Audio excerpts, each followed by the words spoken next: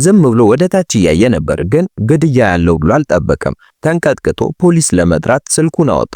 ግን ሳሎን ውስጥ ያሉት መብራቶች በድንገት በሩ። ሊጋለጥ መሆኑን ሲረዳ በፍጥነት መብራቶቹን አጠፋ፣ ግን ዘግይቶ ነበር። ያ ነፍሰ ገዳይ አስቀድሞ አይቶታል። ቤተሰቡ ላለማስፈራራት ዝም አለ።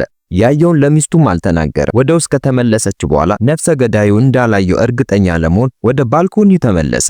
ግን ባልጠበቀው ሁኔታ ከነፍሰ ገዳዩ ጋር አይን ላይን ተፋጠጠ።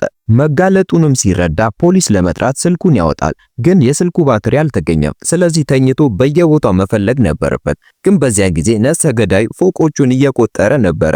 ከዚያም ወደ ህንፃው መሄድ ጀመረ። አደጋውን ሲረዳ በፍጥነት ተነስቶ ሁሉንም በር ቆለፈ። የገዳዩንም የእግር ኮቴ ለማዳመጥ በሩ ላይ ተጣበቀ። ጊዜው በጣም ሄደ፣ ማንም ግን አልመጣም። ገዳዩ አላየውም ይሆን? ስለዚህ በድፍረት በሩን ከፍቶ አየ። ግን በሚቀጥለው ሰከንድ ነገር ግን ህልም ብቻ ነበረ። ሳያውቅ ትንሽ አንቀላፍቶ ነበር። ከዚያም ተነስቶ ወደ ሳሎኑ ሄደ። ግን ደግሞ ወደ ባልኮኒው ለመጠጋትም አልደፈረም። ምክንያቱ ደግሞ አሁን 4 ሰዓት ሆኗል። ገዳዩም አላየኝም ብሎ አሰበ። እናም ችግር ለማስወገድ ሲል ፖሊስ ጋር ላለመደወል ወሰነ።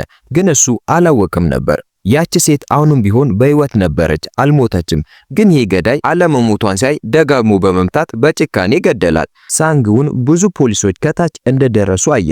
መንገድ ላይ የፈሰሰውን ደም እየተመለከቱ ነበረ። እሱም ቢሆን በጣም አዘን ተሰማው። ወደ ስራም ከመሄዱ በፊት ከታች ወዳለው የወንጀል ቦታ ሄደ እና ነፍሰ ገዳዩ ባለፈው ምሽት በነበረበት ቦታ ላይ ቆመ። እናም ገዳዩ አይቶት እንደሆነ ጠረጠረ። ወደ ቤቱ ቀና ብሎ ተመለከተ። ወዲያውኑ ግን የመረበሽ ስሜት ተሰማው። በዚያን ጊዜ ነፍሰ ገዳዩ ታዎ እየተመለከተው ነበር።